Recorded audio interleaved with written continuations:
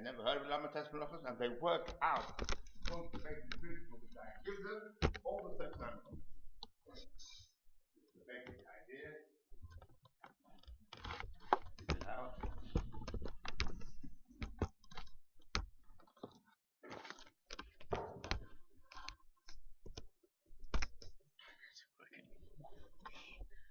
Carefully, you'll see automatically what we're doing.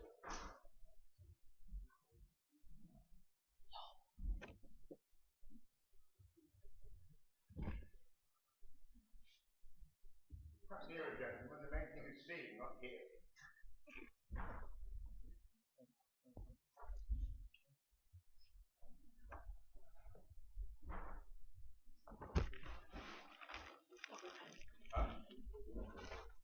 To record it when we won't understand my question before. Make it happy.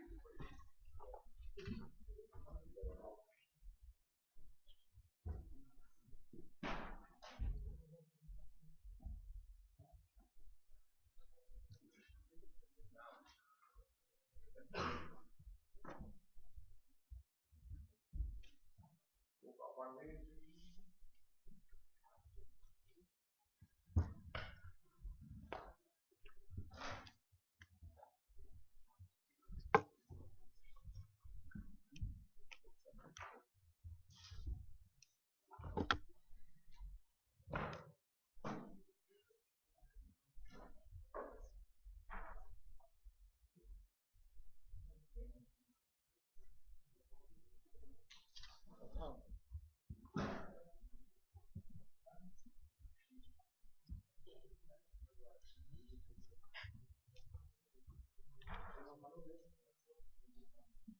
Sorry, Rita. Are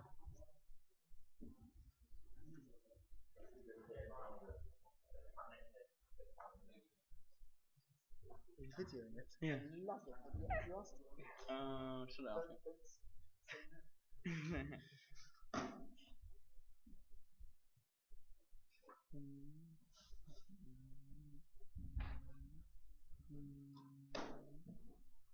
As I said, I'm going to give you one fundamental principle with which you have to tell me all the 39 melachot. You never heard of that concept. You never seen the 39 melachot, but you will tell me all the 39 melachot. As I said, I didn't just come back to the United States and I worked with children of grade 3, which is 9 years ago. So simple. When you're driving, where is your mind? I'm driving. If I thought that you were contemplating the unbounded range of the great of the universe, I would get out straight. In other words, a man, when you're playing football, is not thinking about how great Hashem is. You know, when you get the ball in there. Or you're playing ping pong. In other words, what you're doing, that's where your mind is. What you're thinking, that's one principle. Second of all, what do you do? Well, the answer is what you need to do. That's what you do. Now, what do you need to do? There are 6 billion Homo sapiens who roam this globe. And what do they all want? Take it down to a bigger one. That is survival. But the fundamental driving force in a human being is survival. Now, to survive, you need food. No? See that balloon there? That balloon won't go out because it's high down at 39 degrees. The first thing is food. Now, what's the basic staple diet? Bread. Bread. Right. Where did it come from?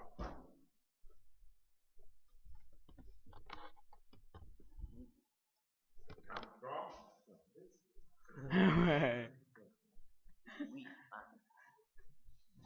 seeds. Where do seeds come? Ground. Now, before you can put seeds into the ground, you have to aerate the ground, you have to plow it up, make it soft and go in. I mean, the first thing you want to do to keep them going is to manufacture seeds for your bread. And that's done by plowing. Plow the ground, that's the first stage. When you're plowing, what are you thinking about? That the culture of the knife has to be deep enough and you go straight, so you don't go into your neighbor's field. In other words, your mind is riveted to what you are doing, and that is plowing. Now that you mustn't plow, I mean, now if I ask you, are you thinking about plowing now? No, why not? You're not sitting in mustn't plow on Shabbos, your mind has become free into the heart. In fact, you are not doing anything about plowing, so the farmer who's not plowing is also not thinking about. Okay, what's the next thing? Oh, thank you. I hope you think about driving when you take it off. Absolutely, that's where you're right.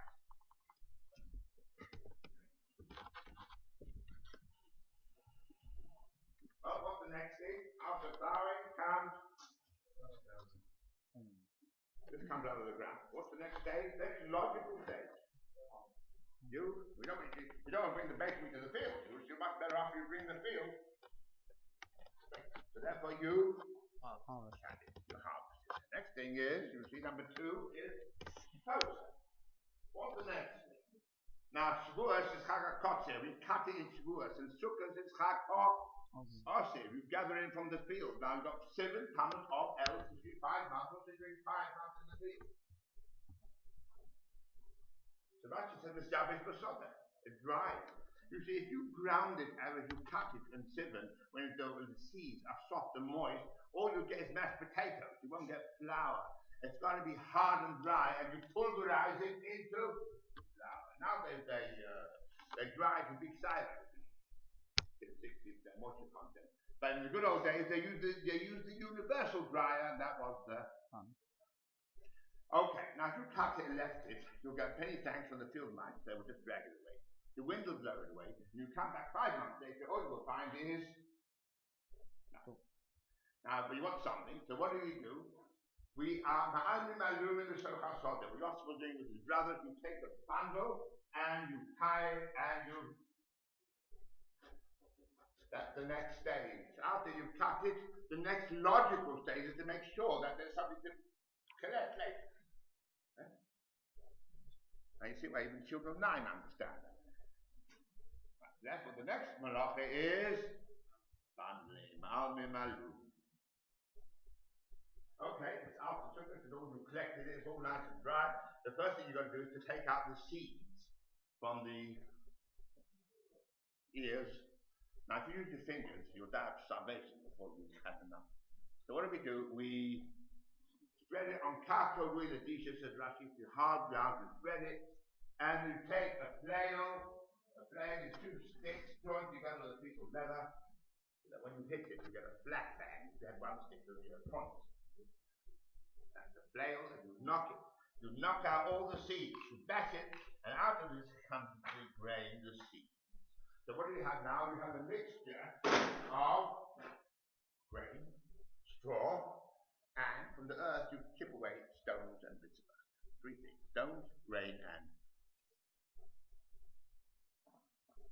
straw. Now the digestive system doesn't work to digest straw. We're not cows, so therefore, what's the logical thing to do? If you don't want the straw there, you get rid of it. And you put it all in a basket, everything, the stones and grain and straw in a basket. And then you take it to a barn where you get a crosswind. You put all those, you have to be careful. The back or the front door are open. You can sometimes get a nasty slam. The wind gets funneled. So that's what they do. They wait for it. They put it in a barn. The 2 doors open. The wind comes along and blows away the straw. Falling back into the basket is the heavy grain and stones. So that was Zorah, wind zone. After you've got stones and grain, you don't want to be Paris Baker. He lost his head, didn't he? You've got the stones and the grain. Now you don't want stones in your bread. Paris lost 3 teeth and was the end of the baker. So what do? You don't want the stones there. What's the logical thing? If you don't want it, you sift. You get the sifting is difficult because sometimes the stones are the same size as the grain. So therefore, Bora B'yad, says Rashi, you select. Bora, you select. You take away the stones. Now you're left with the grain, and the grain is ground. You ground the grain into flour. I want to ask you a question. That was grinding is toasting, grinding brown seeds, white flour. How does that work? How do you get white flour from brown seeds? Pulverized. Huh?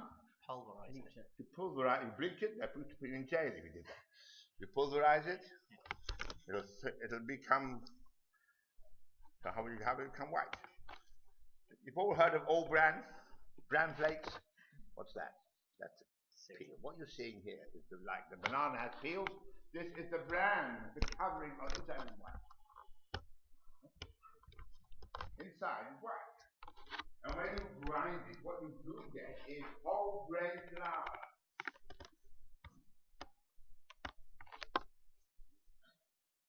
Whole grain flour is a mixture of the white and the brown.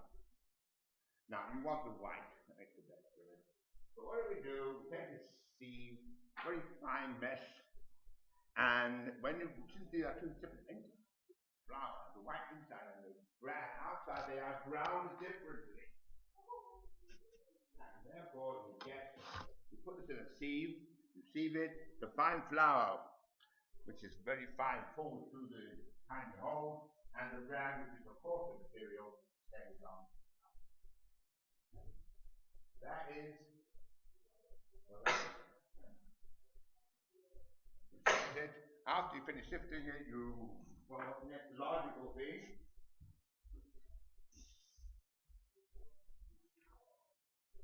well, what do we do? If you're watching your wife or your mother, you bake it, yeah?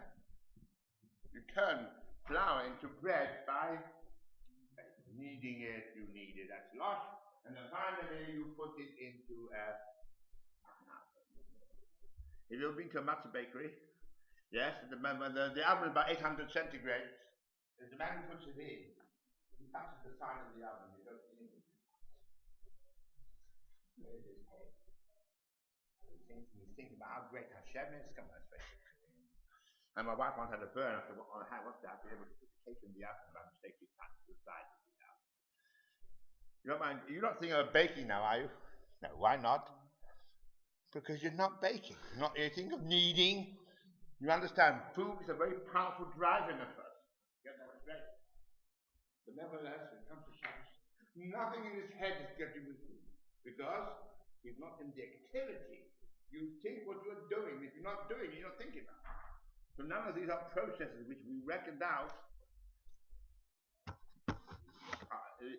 you like to do on Shabbos, and therefore your mind is becomes free from anything to do with food. Right, what else is the man need? What's the next stage? Well, you go and sit and learn, you must know about food. What else is the man need?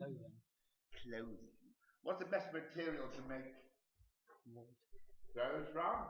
In fact, the American Army had this problem as well, because the combat soldier fights under many different conditions. Very often, he doesn't choose the conditions to fight under. The enemy does. And therefore, he doesn't have a whole wardrobe. He goes with one suit. What's the best material to make the suit from?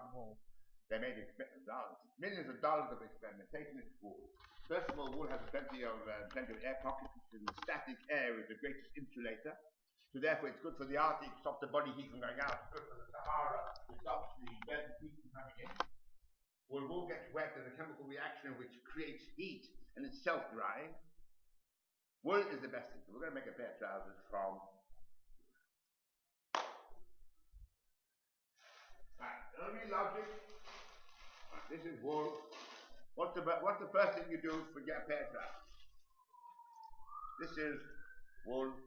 This is what your trousers look like once upon a time.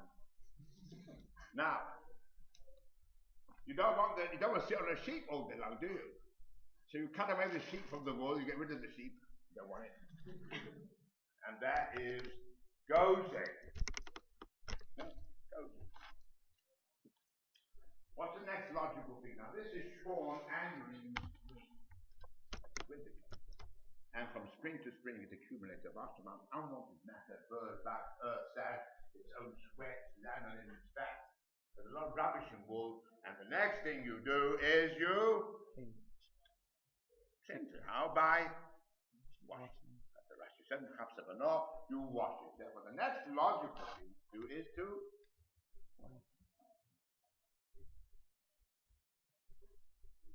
right, what comes next? Don't worry about that. You make a thread. What cloth is made from thread? This is thread, very fine.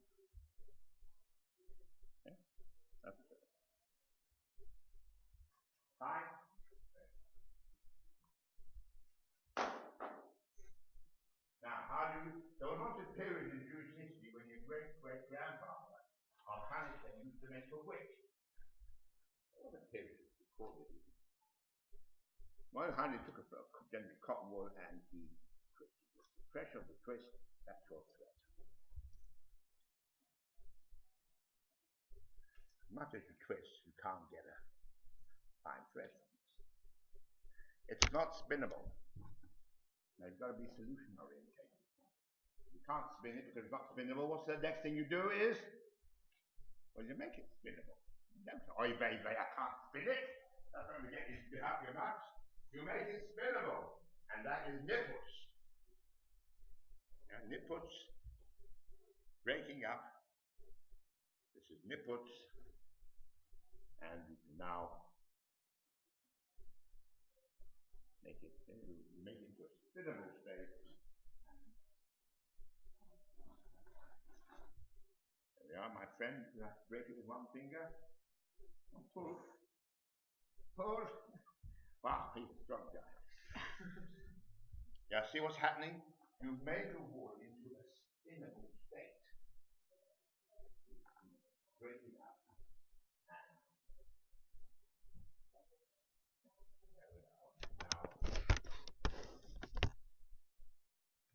Then if you like, just draw it out. The further you draw it out, the thinner it is. That's the next thing is just bananas.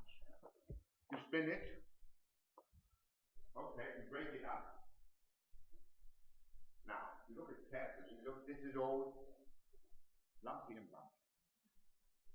If this is lumpy and bumpy, the thread is lumpy and bumpy. The thread is lumpy and bumpy, the cloth is lumpy and bumpy, and your valves end up lumpy and bumpy. So therefore, there's a rusty hole, nipples and straight up the fingers. And then immediately holes in my straight so valves, they use iron toe. Anybody wants, I need a bit more wool, break it up for me. Yeah. Using your fingers, slide it this way. Any more customers? You nibbles, it's a glove.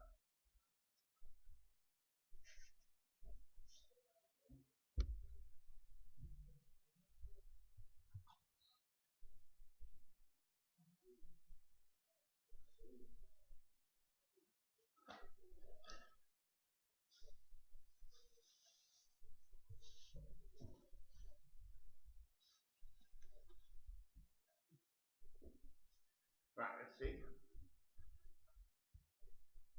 Lumpy and bumpy. And you, my friend, not to talk so lumpy and bumpy. What do you do with this?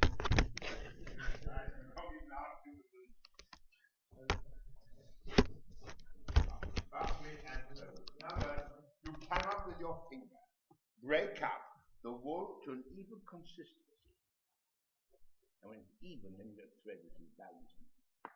But Rashi holds, thank you, that since you can spin, Shabbos Rashi holds make it spinnable. Once you can spin, and in Arab land they do spin at this stage, your chayav mishum menachos. The Melachot menachos is to make it spin. But the Meiri holds, don't see.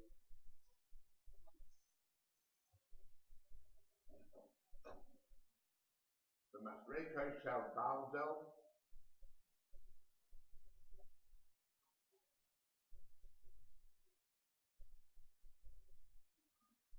Kal days Bala. This is calm.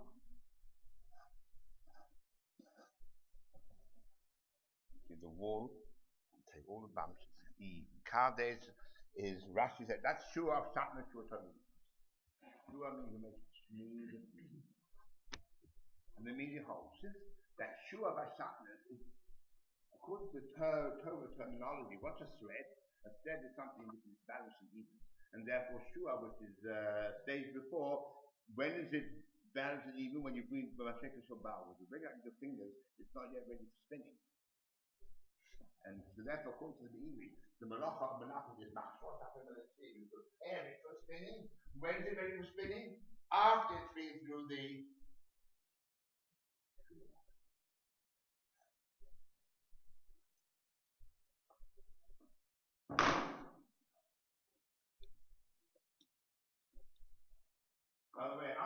Shua, after prepared for spinning, the next Melachot is dye. Now why dye now if you can dye later? How do you dye something? You boil up the water, you put the lump dye in it, you change the color, and then you put the wool in, and out comes there. Now, the beauty of a dyed object is that it proportions the amount of liquid dye it absorbs.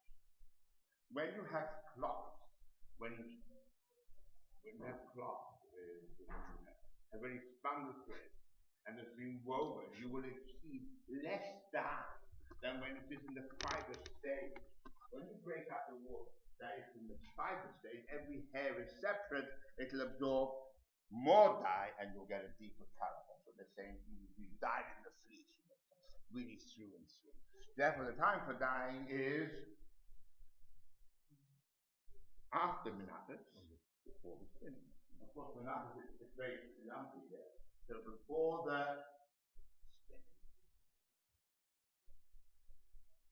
I'll tell you something. Nowadays we do a lot of cloth dye. Because the time it takes the camera to see flat. Very close. Lady Diana, her favorite color was bright green. Half of England walked around in bright green. But there's no guarantee that next year it will be bright green, it might be bright yellow. So they work on the principle dye on demand. Yeah, what the craze is now, that's very right.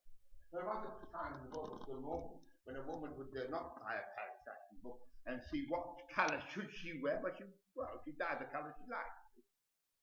So therefore the time for dyeing was after nippers, before spinning. That is okay. Now that was sure. Now for sure we're going to convert this to thread. We convert it to thread, spindle. The wall, weight, shaft, hook, and the first thing is you've got to attach the wool to the spindle. Hold it a second. And you first of all make the thread with your fingers. The initial thread is made with the fingers, tied to the hook.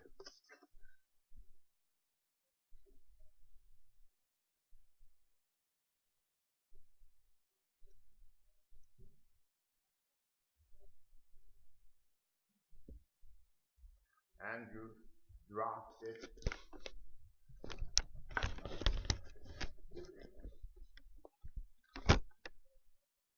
Draft it, okay, as thin as you like. And you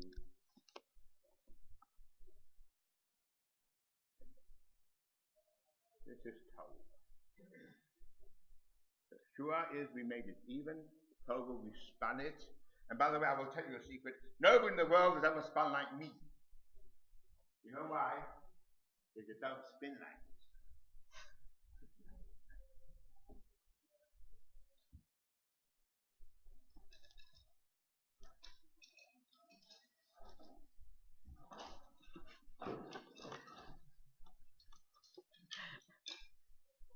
Just in time.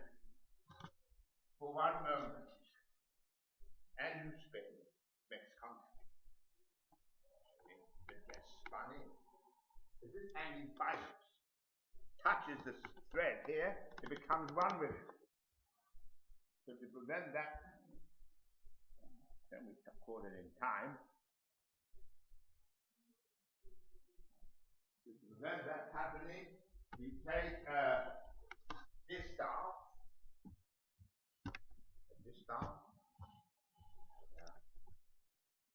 Just look at the kishoy, the kapel comfort. By the way, how do you get miles of thread from hair which is 2 inches? Work on the same principle as the elements of yonin.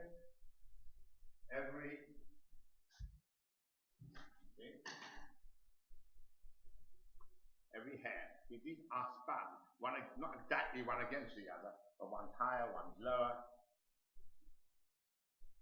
Okay? And therefore we can just carry on indefinitely. This thread, this hair here, is spun on this and on that. They don't get spun exactly. There's so many thousands of hairs. They're not spun exactly one opposite the other. Higher and lower. The Shua Tavui. Now what's nuz? Now just so we have to talk about partners.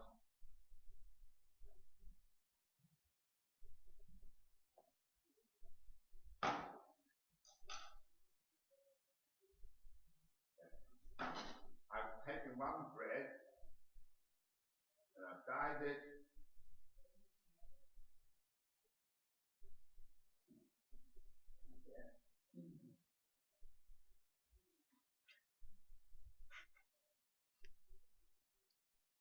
Take the thread, I've dyed it. One hair has been dyed red. The other hair has been dyed yellow. And what you see happening in these two dyed hairs happening in the thousands of small threads.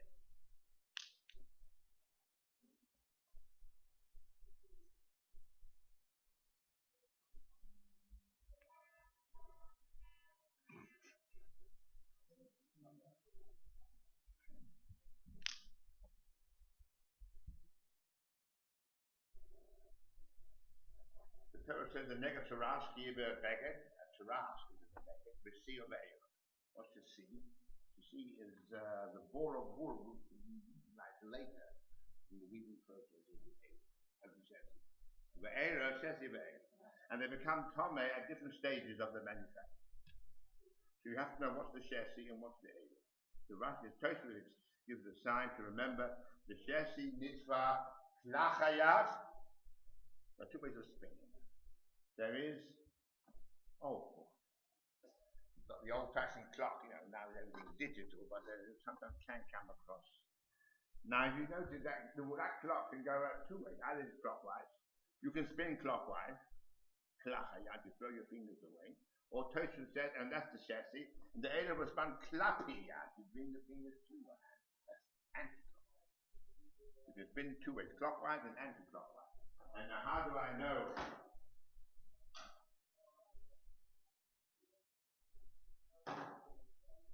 How do I know what? How do I know what? Because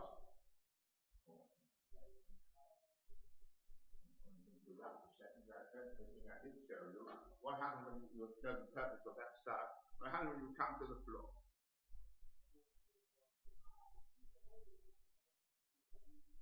What happens when you come to the floor? When you come to the floor, you then spin it on the purpose of the stuff. Right. Now, two ways of spinning, klachayat and klapiyat. Now they know which is which. If you spin it clockwise, you get what they call a Z twist. Yeah? Z, the middle bar. If you spin anti-clockwise, you get what they call an S twist. The middle bar of the letter S. He says several times klachayat, and the A goes down klap. See what I mean?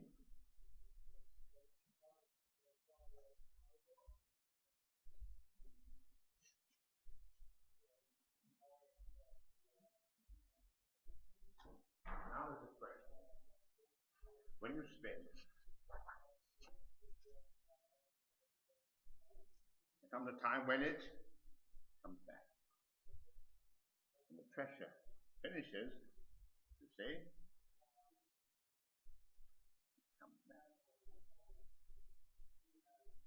Anybody's stitches here moving? Mine are not. Why not? How does the thread keep? Well, you can. After you spun it, you have artificially wrapped around the stick to keep it, but it has no inherent quality. And Tosfos the Tam says that shatnez is nuz.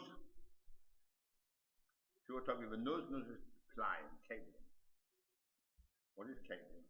Now look, understand something. I spin it Z clockwise. There comes a time when it will come back counterclockwise. If I spin it anti-clockwise, it will come back clockwise.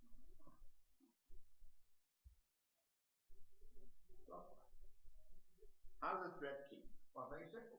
You spin it clockwise and anti-clockwise at the same time. How do you do that? From different ends. From different ends. And counterclockwise at the same time. From different ends. Very well.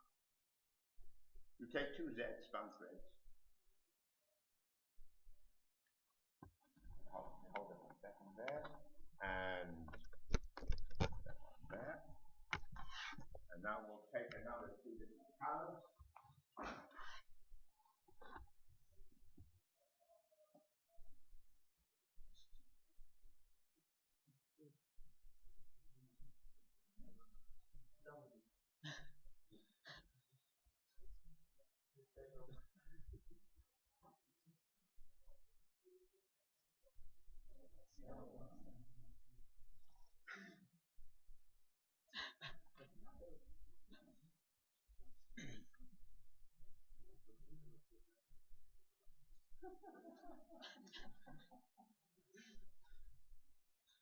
And we'll take two Z span threads.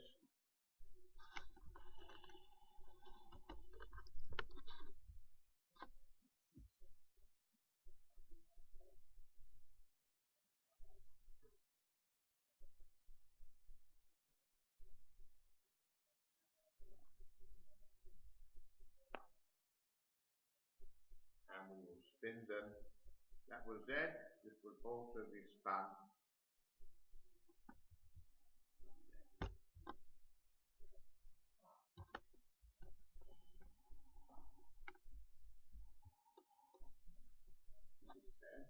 And the end.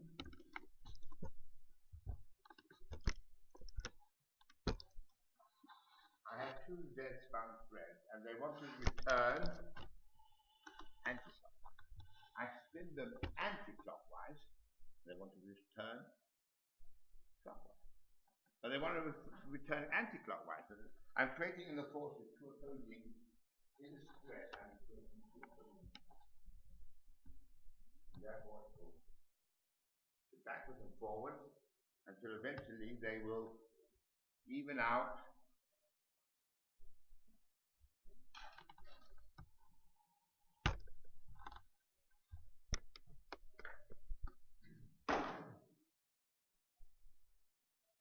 That's nut. The remaining time holds. Just a person who is not independent minded is not a person. A thread is not independent, is not a thread. Shatnez is the chibur of a chut. Remember the chut is one chut. We said shua, it's been honed. Probably it's been spun and it's nuz, it has been locked. That is shatnez the right. Shua, probably for nuz, that is nuz. Now you see, gentlemen, why the 6 is not moving? Because if it's a Z span, it's made up of smaller threads, and those smaller threads are S. Okay, right. This is what your trousers look like. It's all in here. Actually, what you can do, you spend go 1,000 times around one leg, 1,000 on the other, 2,000 times around the middle, and that's it. But it'll take me 1 hour and a half to put them on, and an hour and a half to take the trousers off. Man wasn't created only for that purpose, so we have to find some sort of method where you can put them on and off in place. There are many ways of joining threads to make cloth. There's knitting, spranging, crocheting. We are talking about weaving. Weaving is a definite process. Excuse me a minute after I get my best. There.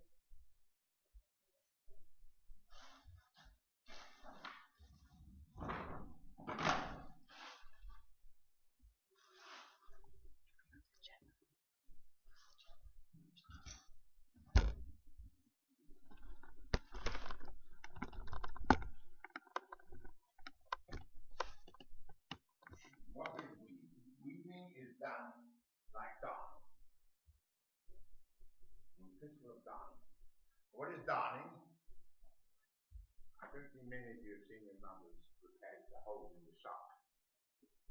What do you think your great-grandfather was making the Hanukkah wick? What was your great-grandmother doing? You know what she was doing?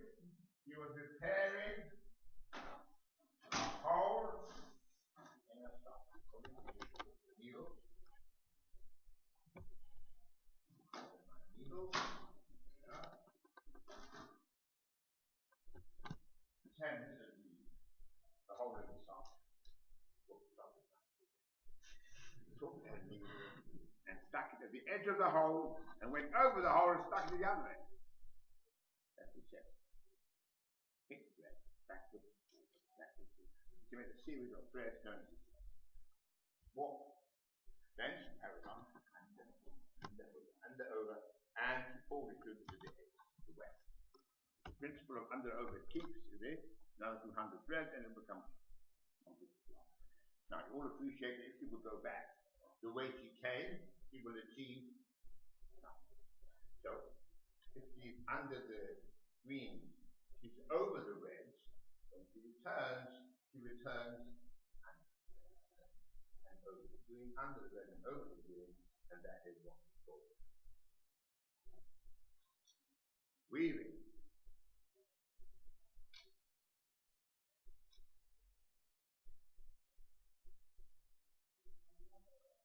Going under, over, and coming back, over.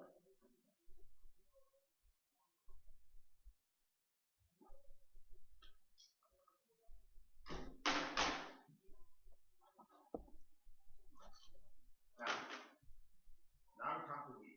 You have to appreciate, although your grandmother had socks, a weaver hasn't got socks which to work from. He has to have something else, and that is a loom. This is a simple loom, a simple frame.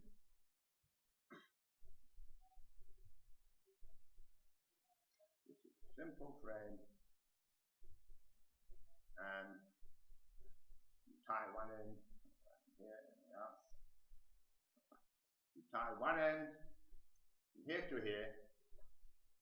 Is a chest. One chest, two chests, 3, 4. This is walking. The next logical step is to change your thread into walk. Before you do anything, you must have a walk. And the creation of the walk is the next logical stage. That's the way your pants is, and you have to make a chest. How long is the cloth? As long as the chest. Now, but this is made up. You have to do 2 actions. I'm creating the chest. I'm fixing it.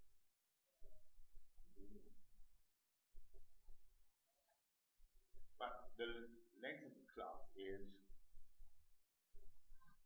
the length of the chest. You know, the good old day, you wanted a suit, you went to a tailor, you stood up, you measured you up, come back next week. That's what something. That was the custom next after me was a foot taller. He didn't build a loom for every customer. If he needed that much cloth, he just cut it up from a roll of cloth. In other words, cloth is made longer. Most cloth is made. Chassis is the making of this on a small loom like this is made. But if I want to make, say, 50 yards of cloth on this loom, how do I make 50 yards of cloth? I want it here and the 50 yards end there. So no you do, but if you want 50 yards of cloth, the chassis has to be 50 yards.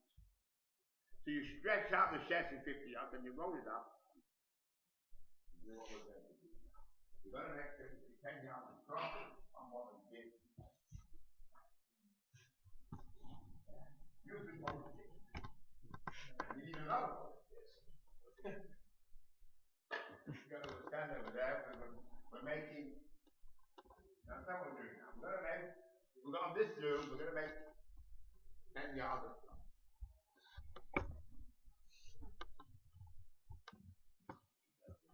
Here, you know,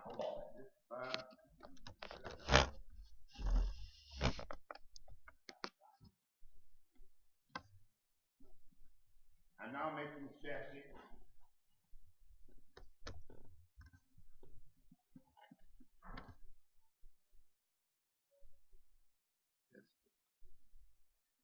One chest. One chest is spread in the house, 50 yards, 100 yards. This is one chest. One chest. Two chests. This is Mesa. Rashi said, "Oh dear, warping, the creation of the wall." Yeah.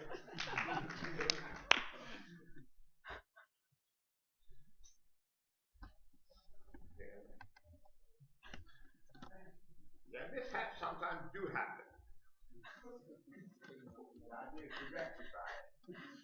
Where did my yellow thing there? He lost his thread of thought.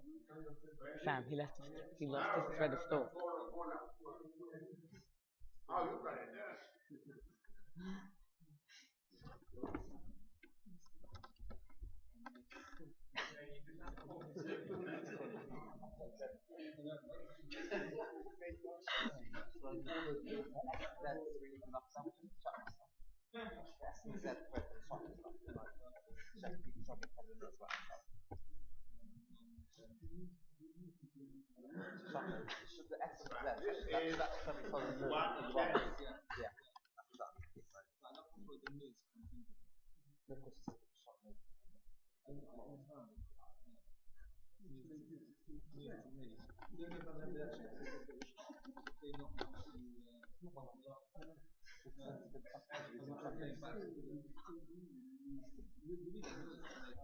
One.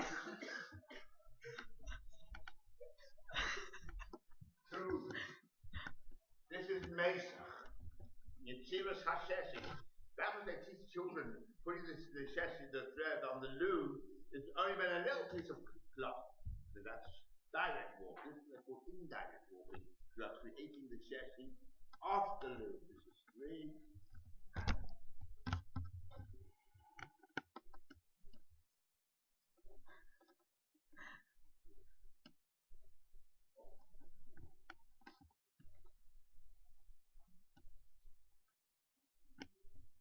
What's the next thing you do? You can't leave on this. You've got to transfer it to the loom. Transfer it to the loom. You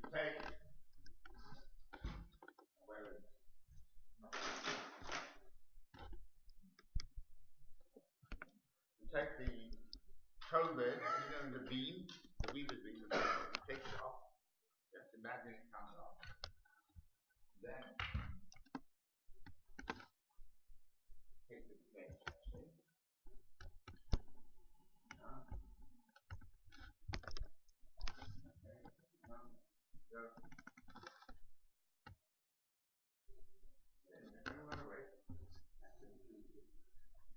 Right, and we now roll it up until it's just right for the loop. This is too long, you can't weave. You can't put that onto a loop. Then carry on weaving and rolling.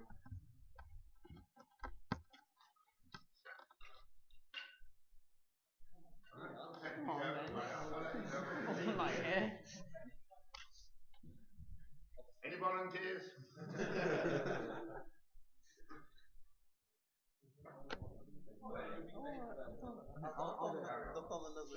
Okay. Carry on.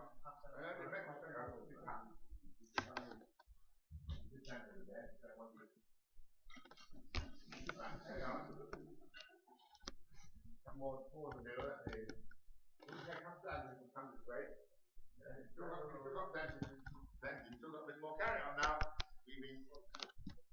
This is the right one called Gilgul, by the way.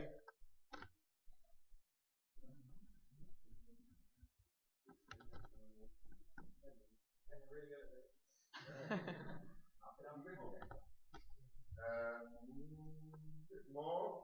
Slow down. That's okay, lovely.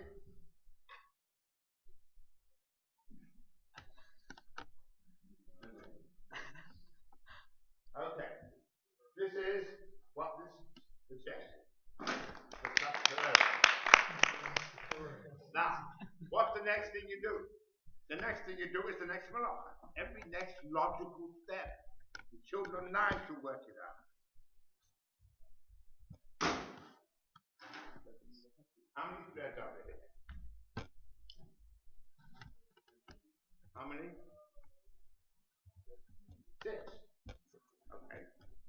Under, over, under, over. Look at your shirt. You're talking about 50 to the inch. If it's fine silk, it'll be 100 to the inch. You're making 2 yards of cloth, 72 inches, 100 to the inch. How much is it? 7,200. Just imagine 7,200. Until eventually you come to the end. When you come to the end, what do you do next? Go back again. Go back. How many times? 7,000. And by the way, this is the yard. The weaving is about a mile, 2 miles long. So you're better off, pull 2 miles of thread. You're better off, hire a mini car service. We hand out the window, drive around town, do your shopping at the same time. And it'll take you Mr. Shelach years to make one pair. But we're all sure Mr. Shelach walked in the street with his trousers, no? How did he manage in his lifetime to make himself a pair of trousers? I'm going to show you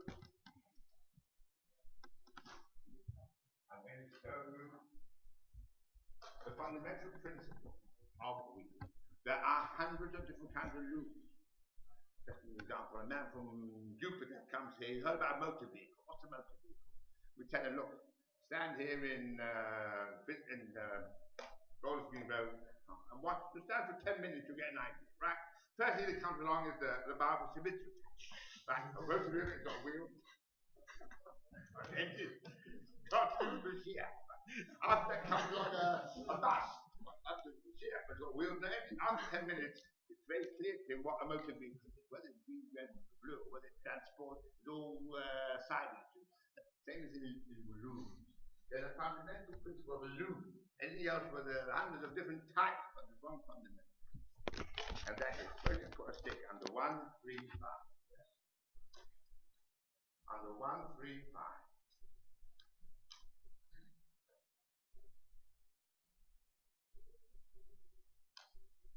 I lift up 1, 3, 5. I create what is called a shed, an opening, where I don't go under over. This way, I go under over. You have to lift up the arms. Go straight. But this is a shuttle where all the wet is wound round. You don't, it's the handheld shuttle. You don't pull anything. So this we go through.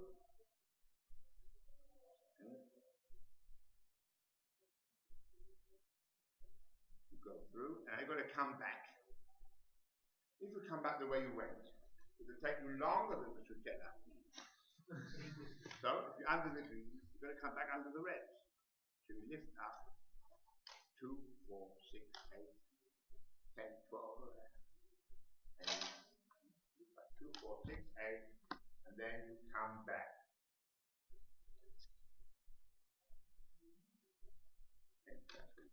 You're lifting up your arms, and then lifting up. You must create a system. This is not weavable. There are thousands of them. You can't weave it. You have to make a system where you can. That is arrangement. There are hundreds of different ways of doing it. I'm going to show you this because this is the most popular pattern. Where would Ezra take up in the end? Where will Ezra take up in the end? Where will? You've gone to Ira, right? Well, how come Ira yet? Oh, I think you said we haven't reached that. First, you must be able to weave, then we weave. Okay. That's what we're doing now. That's what the logic dictates. Okay, these are the two harmonies. You lift it up. Up comes all the go up. For the treadle loom, actually called the Ken Ogabarego because you press on the pedal, I'll keep your hands free. You press on the pedal, and out comes 1, 2, 5, and then you come turn on the other pedal, on the green pedal, and then come 2, 4, 6. So in other words, in order to understand how this works, I'll show you how one works.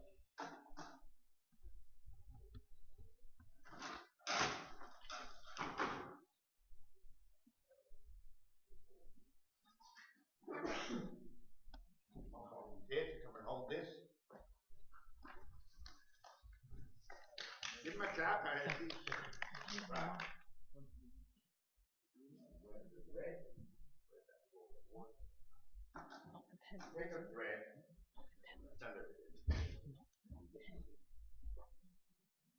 Take a thread on one hand. You take a thread and you put it through the eye of the head.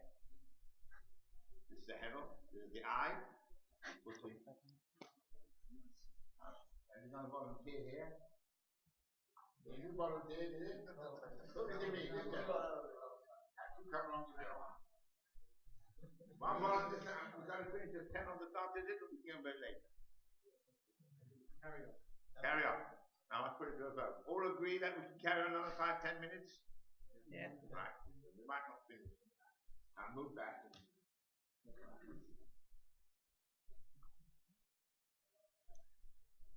Some gentlemen who. That's one chest. The next one, we take another thread. And we put it next, hold it together in the same hand.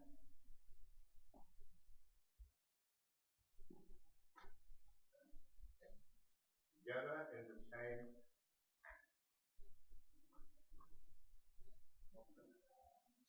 Now what, put it parallel to the floor. Now what will happen when I go up, the red goes up. Why did it go up? Because I pulled it up. In fact, all the weaving manuals are known as Gukovitzki's law of weaving. If you pull up the thread, it goes up. If you don't pull it up, it does. Right. Using this principle, we're going to make another ring. Another ring. And one red and another red through it, and a green by the side. How many go up? 2. I've got 1,000 rings. How many goes up? Now, that's how we do it. Something goes up, and then we have another one of these.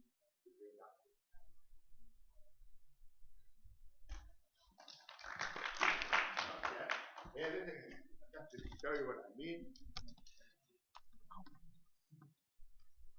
See, this lifts up the greens. Going to come back. Okay. 1, 3, 5 goes up. Go through. I'm going to lift up the reds.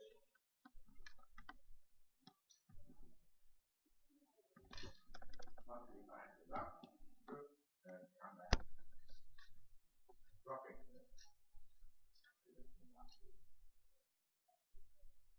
That's the principle. So what do we do now?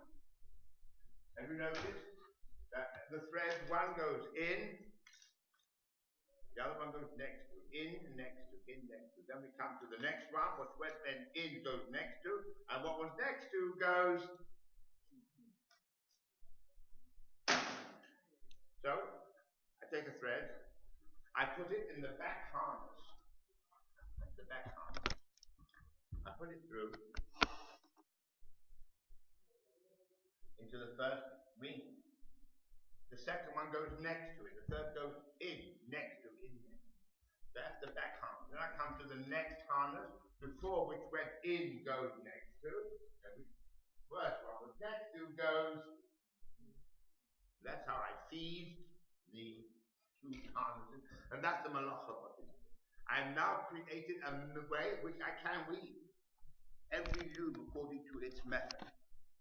In this method, it's putting it through. Okay, now then you feed it through the shoulder of the new given. What's that? What's incredible is we'll do some weaving.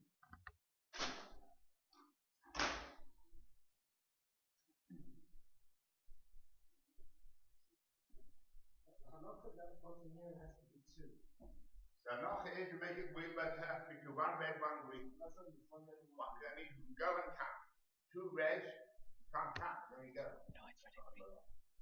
Okay, now let's do some weaving. We thread on the pedal, that goes all the reds, and pass it.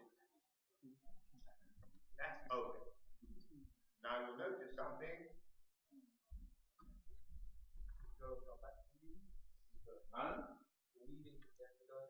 To go. Now, notice something.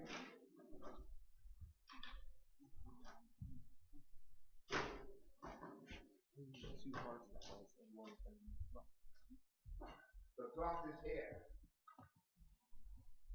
You go through in the middle where there's room to go through. That's in the middle. You're left with a diagonal trail of web. It's a diagonal trail of web. The cloth is here. You come through the middle, that's there. You're going to have a gaping hole in your trousers, so especially in winter, that's not advisable. So what do we do? We just didactic. See?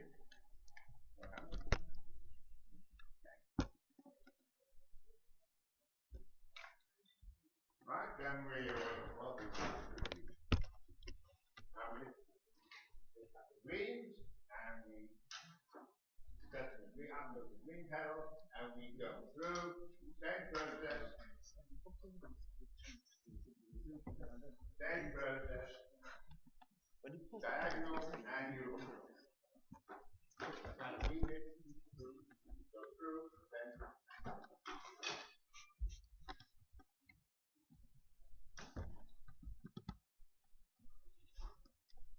right, there comes a time when you can't weave anymore. So you take what that called the yeshiva area because it's black, and you wind the cloth on the cloth beam, simultaneously releasing from the back rest. That's how you have it.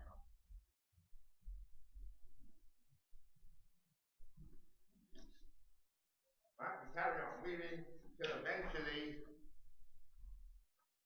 you finish. Where do you finish? Here. You finish your cloth here. Don't finish on the other side here. So what do? I mean, that's how you didn't want to sit on the sheet. You don't want to sit on the loom. And we wouldn't let you walk off with the loom. What do? We the 5 stitches of potential, put in the go to the stitches to arrive at and cut it off. You don't have the loom, so you cut it off. That will create a problem, because if you cut it off here, all the angles come out. You cut it here, the angles will come out. The west will come out. So from that's happening, the most popular way of doing it is to knot. You take a bunch of chesses and make a knot. And by the way, that's what you see in this talus. You see all the knots? Huh? Yeah, this is done. It's going to be a 2 minutes. It will be a 10 minutes long.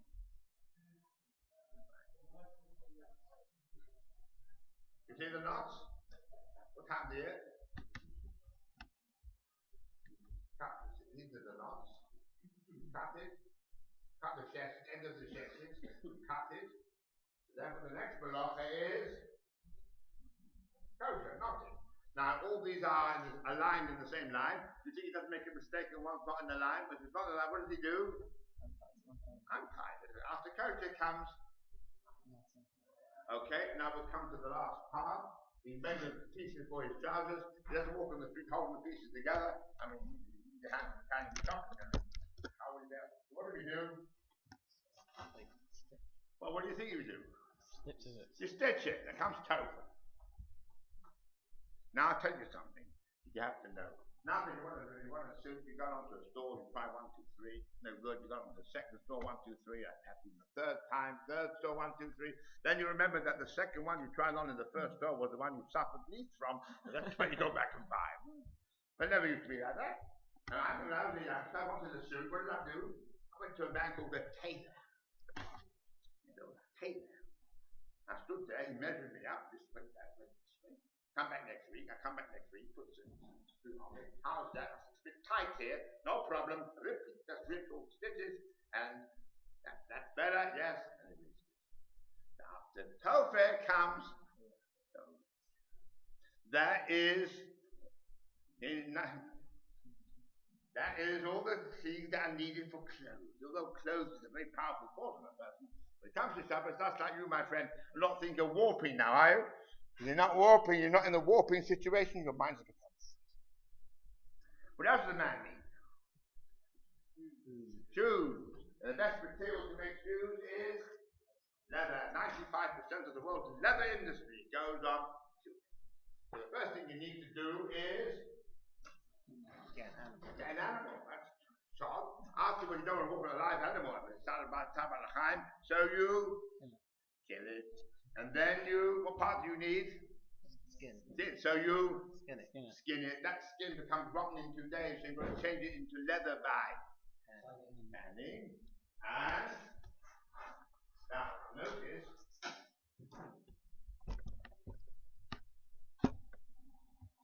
nobody here has dairy shoes. Why not? How do you keep it clean? You know, if your hair becomes dirty, you have to spend half an hour until you get like this. You just wipe off the dirt. So therefore, the next thing you do after you've got a piece of leather is you smooth it. We're left with a nice piece of leather. You don't look at your foot and sort of hope for the best. Even though you give something to cook for Syrian and all that, but still there's a better system, and that is so much money down cook for Syrian. But you put your foot on, take a scorer, mark, and you mark every warp and bump exactly what your foot is. That's the next logical thing. That's the sound. After you've done that, you mark it, so you cut it. Now, we stopped your stitching, remember? So you can't stitch your shoes out. Right? Okay, what else does a man need? Well, what does man basic need? We said food, clothing, shoes, what else? Shelter. Lechem, lechel, beggar, v'shafti, v'shalom, el. The house pays to live. Now, how old is the man when he gets a house? Any suggestions? When he's 70, you know, his father died, he gets a house. But how old is he when he needs a house? 20. What will he do from 20 to 70? Build his own house. Not expect him to live in his father's house with his mother-in-law. His wife won't last out the 50 years with her mother-in-law. What is he best to build his own house? Now, what's the first thing you need when you build a house? Land, that's right, because if you start building in Bridge Lane, the pieces come there very quickly. That's what he was doing there. But I dig up. You need land. Now, I sell this to you. You give me £1. I think you walk off. If you give me £10,000, and what do you walk off with? I sell you land. What do you walk off with? First of all, it doesn't make sense. I sell you land. That's nonsense. What land? You have to mark the boundary. You know, every house has land has boundaries. And second of all, what will you do if I come to your studio? Or if I became in the first my land? What will you do? Pull out there. The first thing you need is to write a document. Now when you write, very often many people make a mistake, so you don't tear it up and sort of try your luck a second time. What do? That's mochik. See how it goes? Mochik. After you read, now you've got a piece of land. The next stage is to build. After you build the land, you have to then make sure you're going to, how will the light switches go in? You start knocking away parts of it. The drains go through the wall. That's so. What you've got an empty house, the next thing you do is furniture. That's right. Table furniture, ain't big kalim. It's maximum parties you build furniture. Now every house has fire for heat, cooking, fire for heating, and fire for light. First Marvin. I don't want to burn the soup, so the next thing is and finally, bring in the food, take out the rubbish, and then all these malachos are needed for a person as a human being, and none of it may be done on Shabbos. Pardon? Order what? That's the order here. Yeah. That's right. You want to build the furniture before the house? Well, you can. Now I'm doing the logical system. Oh, sure. The logical system is a house and then furniture. The Mishkan there. Okay, I got a friend in America. He's a multimillionaire. He told me he does work. He does business, big business with going. He comes on especially in winter, late Friday. Friday, he said, "You big gentlemen, my Sabbath is coming. I see you Monday morning, 9 o'clock." I said, How do you do it? A man gets out of this world just like that. It's the greatest blessing you can ever think of. And if one day in the week you are in total command of your mental faculties, and you can direct your mind to what you think is really necessary. That's the idea of it. There's one basic thing to get you out of this world. When I was speaking to a man, he wasn't very religious, I explained it to him. He was under the impression that, over the thousands of years, rabbis have added on continuously, thou shalt not. So I showed him, no, it's one plan, one basic plan to get you out of this world. So after he said, Rabbi, everything I want to do, I can't. I said, that's great. I've been trying the last hour to explain that. Okay, gentlemen. I made a video of what I've done. It's got $10 back.